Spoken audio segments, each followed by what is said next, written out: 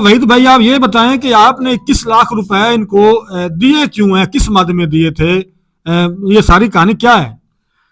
ये सर कहानी इस तरह है कि राव यासर और राव अदील मतलब अपने दुकान पे बैठते थे। गोश्त का इनका कारोबार है, मुर्गी की सप्लाई का इनका कारोबार है। अच्छा। राव यासर साहब मुझे मिले हैं, मैं इनको मिला हूँ। मैंने इनको ये बात कही है, मैंने कहा जी अगर हम दोनों काम करें तो हाँ। आप लोगों का क्या ख्याल है? सही। इसने बोला जी ठीक है, मैं आपको बताऊंगा। सही। काफ़ी मतलब चलता रहा हमारा निज़ाम। मैं पूछता रहा कि हाँ ऐसे है ऐसे। इन्होंने जी आखिरकार राव यासिर जो है उसने मेरे से 7 लाख रुपए लिया इस बिना पे कि जी हम मुर्गी की सप्लाई की गाड़ी लेकर आएंगे अच्छा। और जितना भी उसमें माल होगा 1 रुपया पर किलो आपको मुआवजा मिलेगा। अच्छा। अब वो चाहे 2000 किलो आ जाए, चाहे वो 500 किलो आ जाए, जितना भी आ जाए, सही। वो आपको डेली का डेली जो है वो मुआवजा मिलता रहेगा। सही।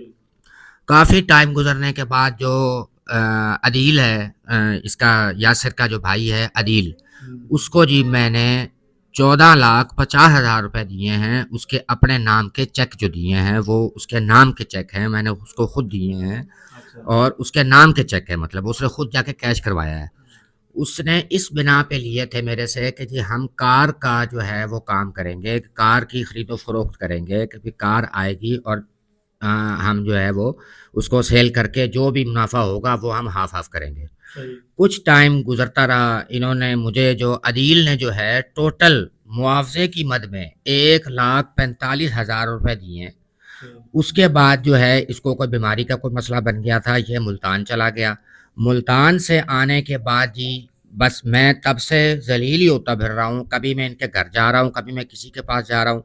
सेठ जमील साहब हैं, मैं उनके पास भी गुजारिश लेके किया, उन्होंने भी इनको कॉल की है कि भाई आओ ये मामला हल करो।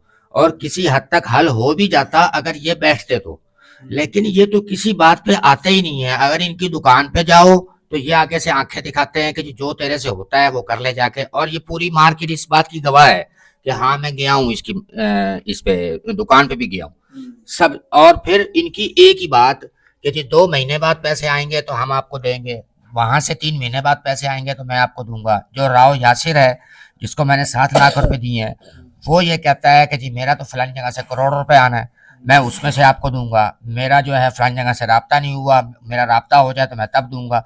मतलब वो इस तरीके से करते करते जी किसी सूरत भी ये किसी जगह पे नहीं आते, किसी कोई बैठ के बात करने को तैयार ही नहीं है ये। यानी कि अगर ये बैठ जाए आमने सामने, ये मेरी रिक्वेस्ट है कि कोई इनको घसीट कर लेकर आए और ये आमने सामने बिठाए मेरे सामने। मतलब ये है कि अगर मैं झूठा हूँ, जो चोर की सजा वो मेरी सजा। मैं ओपनली ये बात कर रहा हूँ, अगर मेरे पैसे नहीं बनते या कुछ भी है, मैं झूठ बोल रहा हूँ, मुझे मौके पे कान पकड़वा देना। मैं ये ओपनली ये बात कर रहा हूँ। मगर क्या है कि ये बैठते ही नहीं है ये। मैं कल शाम को भी इसके घर पे गया हूँ कि भाई तू कॉल क्यों नहीं उठाता। सलमान सलमान मेरा साला है। उसने इसको ये बोला कि जी ठीक है हम जुम्मे को बैठेंगे, जो ये अभी कल गुजर गया है। रात को सलमान ने कोई 100 दफा इसको कॉलें की है, इसने एक कॉल का जवाब नहीं दिया कि हाँ भाई हम बैठ रहे हैं या नहीं बैठ रहे। आप राव अजमल साहब के पास गए हैं, राव साद अजमल के पास, या राव साहब के पास, उनके वालिद अजमल साहब के पास? जी मैं राव साद अजमल के पास रिक्वेस्ट लेके गया था अपनी, और राव साद अजमल ने राव अदील को कॉल भी की है और बड़े आपके सख्त सामने? लहजे मेरे सामने की है। अच्छा। और बड़े सख्त लहजे से मतलब जो है वो राव साद ने राव अदील को ये कहा है कि जी ये मामला बैठ के हल करो, नहीं तो ये मामला खराबी की तरफ जाएगा। लेकिन उनको कोई असर नहीं, वो मौके पे जी जी जी जी ठीक है, जब इसकी दुकान पे जाओ तो वो बात फिर वहीं के वहीं। उनका क्या नाम है? राव यासिर शराफत। वो और कहाँ की रहशी है? वो ये मेरे 2 गलियां छोड़ के, अच्छा। राव यासिर शराफत और राव अदील शराफत। ठीक, कितने साल हो गए? तकरीबन जी 1.5 साल हो गया। अच्छा। मैं खुदा की कसम जलील हूँ, मैं बहुत जलील मैं थक गया इनका पीछा कर।